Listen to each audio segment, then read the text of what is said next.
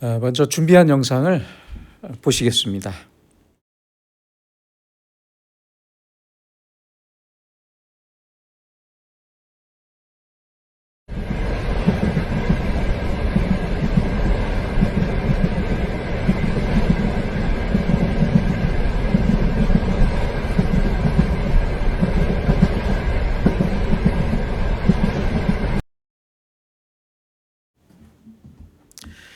참 예쁜 아이죠. 이 아이는 제 개인적인 생각에는 고독을 느낄 틈이 없는 사람으로 자라날 것 같습니다. 영혼이 고독한 사람은 늘 배고프다. 공허가 그의 식량이기에 레온 드 빈터의 소설인 호프만의 허기라는 제목의 소설에 나오는 말입니다. 조선의 왕 중에도 고독을 채우지 못한 왕이 있었습니다. 바로 연산군입니다.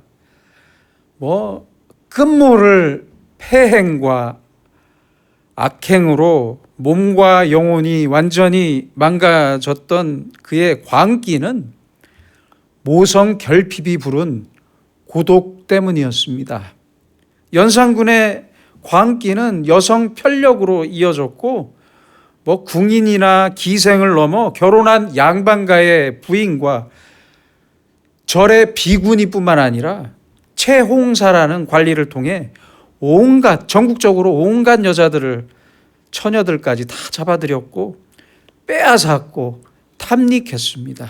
또한 그의 고독은 증오와 복수와 끝없는 권력 요구로 이어졌습니다. 세종부터 연산군까지 7명의 왕을 섬겼던 최고위 내시이자 판내시 부사를 역임했던 김처선은 연산군에게 말했습니다. 고금에 전하와 같이 행동하는 음란한 왕은 없었사옵니다.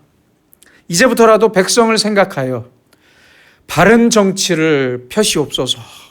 이렇게 충언했지만 연산군은 그의 팔다리를 자르고 활을 쏴서 처참하게 죽였습니다. 결국은 백성들까지 그를 외면해서 한글로, 한문을 모르니까 당연히 한글로 썼겠죠. 백성들이 한글로 투서까지 써서 보냈는데 연산군은 한글 사용을 금지하는 언문 사용 금지 명령을 내리기도 했습니다. 결국 연산군의 폭정은 그의 재위 12년 만에 중종 반정으로 인해 끝이 났습니다. 연산군은 강화도로 유배되었고요. 2달 만에 죽었습니다. 그리고 그의 아들들도 모두 죽음을 당했습니다. 여러분, 스스로 고독에 휩싸인 사람, 그래서 열등감과 소외감에 빠진 사람은 정말 상대하기가 가장 어려운 사람입니다. 너무 어려워요. 그 어떤 말로도 달래거나 위로할 수 없고 아무리 옳은 말을 해도 전혀 듣지 않기 때문입니다. 인간이 긍정적인 자아를 만들면서 올바른 인생을 살기 위해서는 3가지의 절대적인 조건이 있어야 합니다. 첫째는 belongingness, 소속감입니다. 소속감. 이것은 내가 개인과 집단에 소속되어 있다. 내가 받아들여지고 있는 상태를 말합니다. 다시 말하면 내가 내 부모님이나 내 남편이나 내 아내에게 또한 내 친구나 동료들에게 내 가정과 직장과 교회에서 받아들여지고 있느냐 하는 것입니다. 내 가족을 비롯해서 나를 아는 내 주위의 모든 사람이 나를 반가워하고 있는가? 아니면 반대로 나를 짜증내거나 피하고 있는가 하는 문제입니다. 누구를 만나서 인사하거나 악수할 때는 정말 반가워서 하는 것인지 아니면 억지로 하는 것인지 늘 이런 생각이 순간적으로 지나갑니다. 서로 웃으면서 악수하고 있지만, 인사를 나누고 있지만 저 사람이 나를 받아들이지 않는다고 느껴진다면 소속감은 없어지고 소외감만 남게 됩니다. 둘째는 worthfulness, 가치감입니다. 가치감. 내가 지금 필요한 사람인가? 쓸모 있는 사람인가 하는 문제입니다. 목사이자 최고의 리더십 전문가 중에 한 사람인 존 맥스웰 목사는 말합니다. 가장 의미 있는 삶은 다른 사람들의 삶에 가치를 더해주는 것이다. 옳은 말입니다. 그래서 나를 필요로 하는 사람도 없고 내가 쓸모없고 가치 없는 존재라는 생각에 빠진 사람은 누구도 위로하기가 어렵고 극단적이고 부정적인 감정에 휩싸이고 맙니다. 그렇게 됩니다. 그래서 어떤 노인분들은 가끔 이런 말씀을 하시잖아요. 아이, 내가 어서 죽어야지. 내가 더 살아서 뭐하나. 그래서요, 여러분들 효도하시려면 부모님에게 매일 이런 말씀을 드려야 합니다. 저는 부모님이 꼭 필요합니다. 요새 부모님을 못 뵈니까 힘이 나지 않습니다. 그래야 부모님이 그래, 내가 아직 필요한 존재이구나, 이렇게 힘을 얻을 수 있습니다. 셋째는 confidence, 신뢰감입니다. 미국 사람들은 물건을 살 때 이렇게 묻는다고 합니다. 이게 제일 비싼 겁니까? 독일 사람들은 이게 제일 튼튼합니까? 이렇게 묻고요. 프랑스 사람들은 이게 제일 최신형입니까? 이렇게 묻는다고 해요. 그러면 우리나라 사람들은 뭐라고 물을까요? 네? 아니에요. 우리나라는 사기공화국이라는 오명이 있잖아요. 그래서 이렇게 묻는답니다. 이거 진짜입니까? 하도 사기치는 사람들이 많아서. 아무튼 중요한 것은 신뢰감입니다. 신뢰감은 내게 능력이 있는가, 내가 가정과 사회와 교회를 위해서 뭔가를 할 수 있는 사람인가에 대한 자신감을 갖게 해줍니다.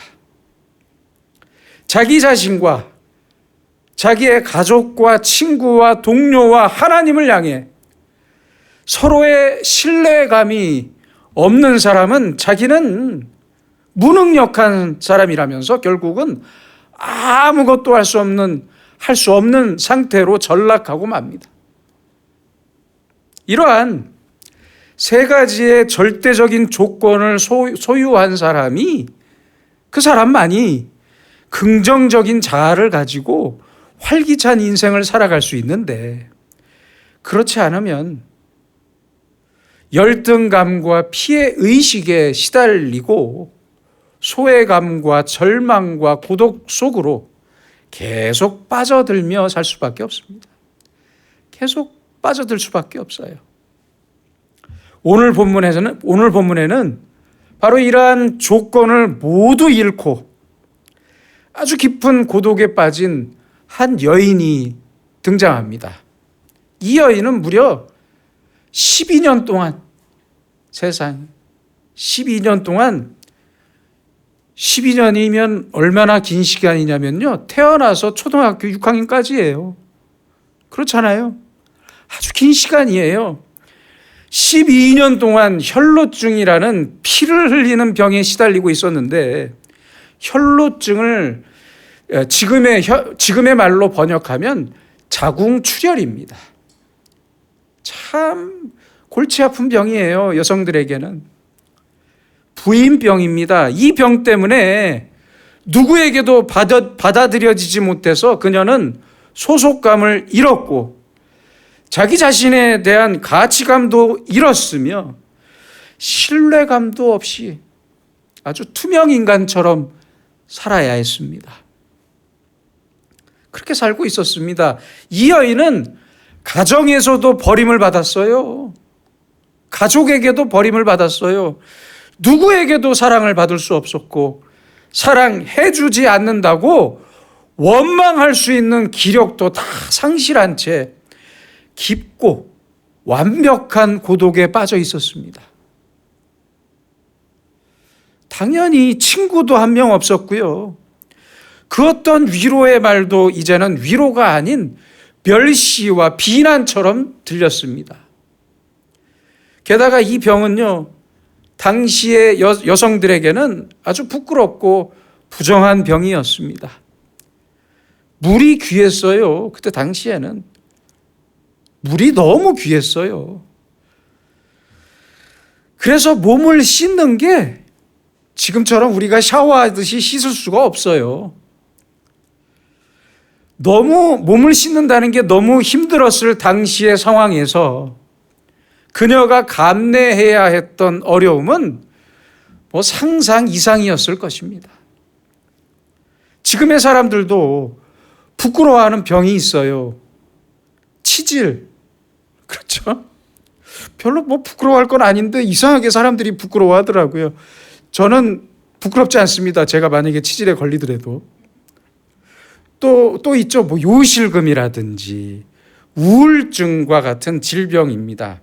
그러나 오늘 성경 본문의 이 여인의 부끄러움과는 차원이 다릅니다. 비교할 수가 없어요. 병을 앓는 그 부위가 뭐 손이나 머리나 뭐 발처럼 쉽게 말할 수 없는 부인병입니다. 그래서 누구에게도 말을 할 수가 없었습니다. 실화입니다. 어느 목사의 사모님이 다른 목사의 사모님으로부터 그동안 누구에게도 말하지 못했던 충격적인 이야기를 들었답니다. 그 다른 목사의 사모님이 눈물을 흘리면서 이렇게 말하더래요. 그동안 저는 가정폭력을 당해왔습니다. 목사인 남편의 의처증에 시달렸고 정신병자 취급을 당하며 맞고 살았습니다. 실화예요. 이 남편은 밖에서는 아주 좋은 목사였지만 집에서는 아주 나쁜 사람이었어요. 사모님은 이 사실을 꽁꽁 숨기면서 혼자 감내하며 살았던 것입니다. 오늘 성경의 여인을 보세요. 부끄럽고 부정한 자신의 병을 숨겨야만 했던 이 여인의 속은 지금 썩어가고 있어요. 그 정신과 그 영이 죽어가고 있어요. 왜요? 너무 고독했기 때문입니다. 또한 특별히 이 여인에게는 사회적인 고독과 함께 종교적인 고독이 있었습니다. 교회에 나가질 못했어요. 당시의 유대인들은 질병은 죄와 관련되어 있다고 믿었습니다. 만약 남자와의 한 번의 실수로 이런 병에 걸렸다면 이 여인은 평생 동안 그때 내가 그런 실수를 하지 말았어야 했는데 이런 죄책감에서 절대 벗어날 수 없는 아주 가혹한 인생을 살았던 것입니다. 그리고 레위기 15장처럼 당시 율법에는 정상적인 월경이든 비정상적인 출혈이든 회중 앞에 나가지 못했어요. 성전에 들어가지도 못했습니다. 들어갈 수 없었어요. 그대로 격리되었습니다. 씻지 못해서 그 몸에서 나는 냄새가 얼마나 심했겠습니까? 그렇잖아요. 이제는 나를 안 만나줘서 괴로운 게 아니라 나를 찾아올까 봐 걱정입니다. 사람들이. 그렇잖아요. 냄새가 나니까. 누가 가까이 오면 이제는 일부러 피해야 했습니다. 개인적으로, 심리적으로, 사회적으로, 종교적으로, 도덕적으로 완전히 고립된 고독한 여인이었습니다. 남들이 문제가 아니라 나도 나를 버렸고 완전한 고독에 빠져버렸습니다. 자, 이제 이런 여인이 예수님께 나왔습니다. 예수님의 소식을 듣고 이 여인이 예수님께 나왔어요. 예수님의 소식을 들음과 동시에 신라 같은 한 가닥의 희망을 품고 예수님께 나왔습니다. 그래, 예수님이라면 하실 수 있겠지. 예수님만큼은 내 사정을 아시고 고쳐주시겠지. 내가 말을 안 해도 다 아실 거야. 내 병을 낫게 해주실 거다. 죄송합니다.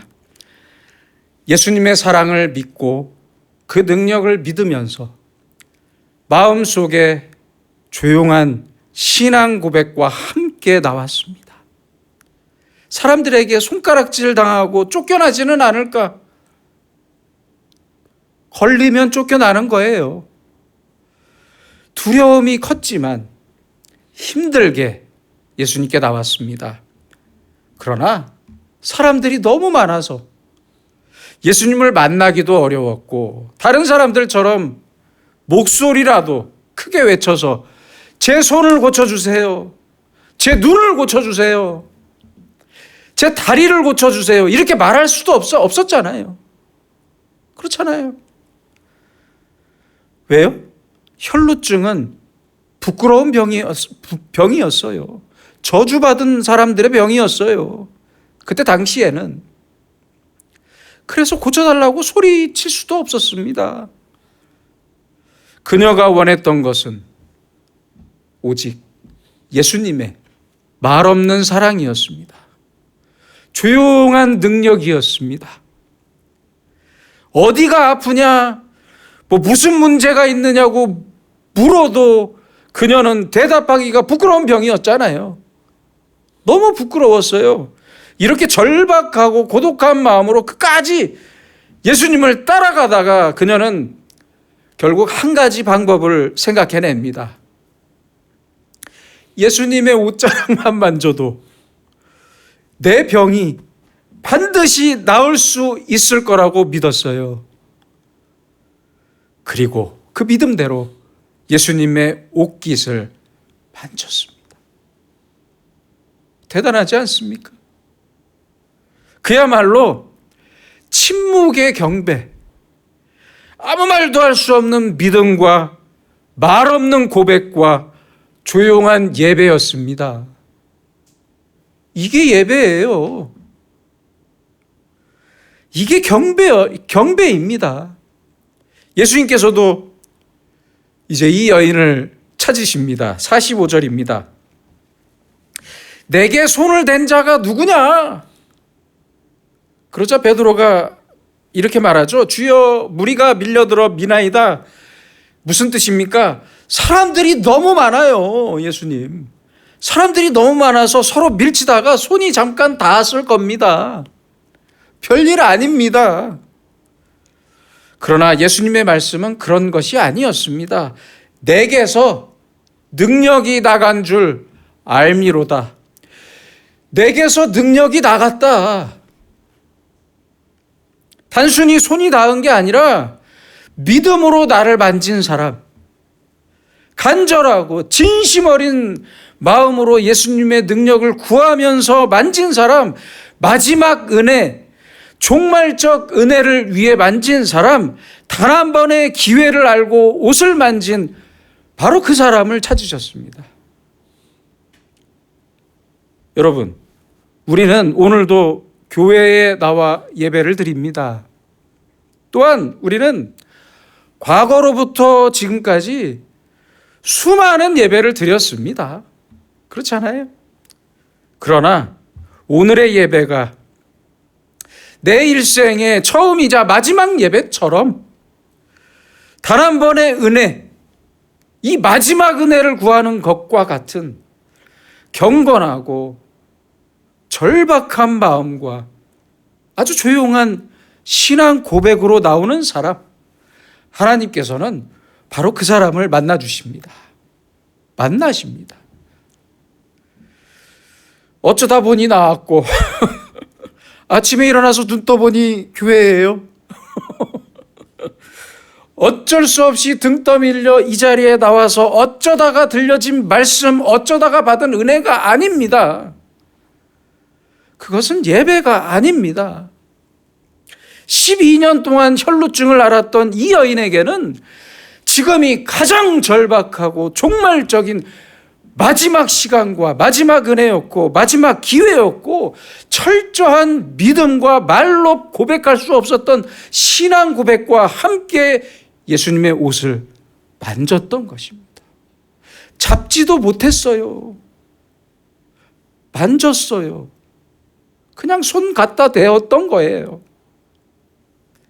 바로 이때 그토록 간절히 원했던 예수님의 능력을 체험했습니다.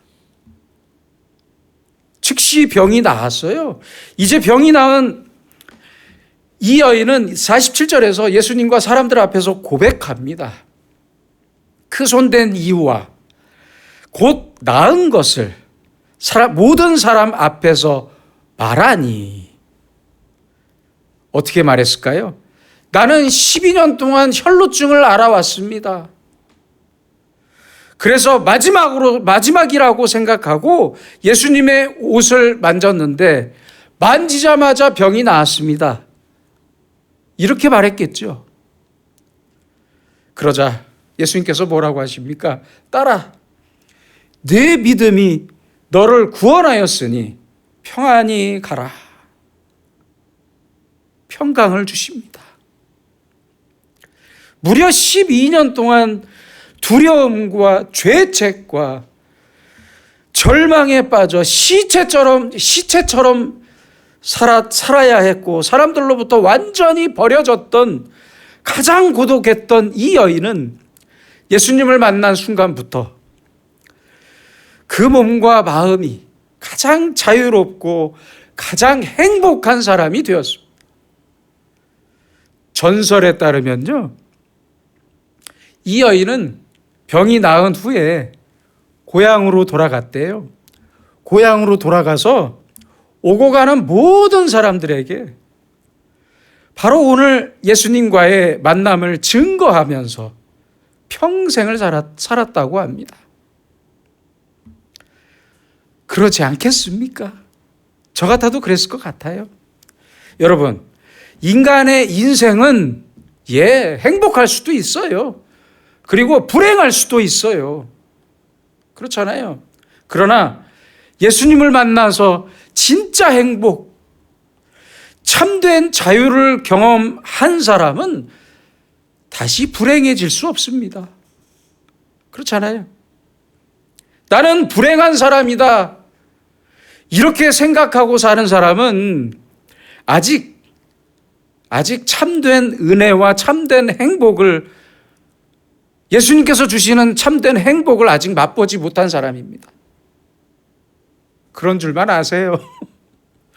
예수님을 만난 이 여인이 경험한 사건과 진정한 행복과 자유와 영광과 평안을, 예수님께서 주시는 평안을 우리도 경험하며 살아야 합니다. 이 행복을 경험한 사람은 이제 그 어떤 어려움과 그 어떤 고통 속에서도 웃을 수 있습니다. 이 여인처럼 웃을 수 있습니다. 이 행복과 평안은 앞서 말씀드렸던 소속감과 가치감과 신뢰감처럼 내가 예수님께 그리고 하나님께 소속된 행복, 그래서 내 가치가 새로워지고 빛나는 행복, 그리고 하나님을 신뢰하고 가족과 친구와 동료와의 상호 신뢰의 행복과 평안입니다. 이 행복은 나의 행복임과 동시에 다른 이들을 내가 행복하게 할 수 있는 행복이며 하나님에게까지 이어지는 가장 아름다운 행복입니다. 이 행복과 이 평안이 한가위를 맞이하는 우리와 우리 모두의 가정에 함께 하시기를 소원합니다. 기도하겠습니다.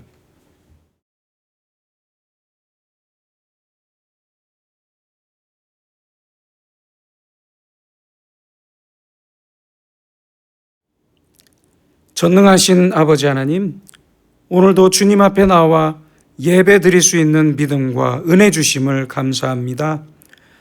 그러나 우리는 언제부턴가 능력의 주님을 향한 간절함보다는 내 욕심과 내가 원하는 세상을 향한 간절함과 열망으로 마른 침을 삼키며 살아가고 있습니다. 주여, 우리를 불쌍히 여기시고 우리에게 주님을 향한 목마름을 허락해 주셔서 간절한 마음과 간절한 믿음과 주님의 크신 능력과 사랑과 은혜를 향한 조용한 신앙의 고백이 있게 하여 주시옵소서.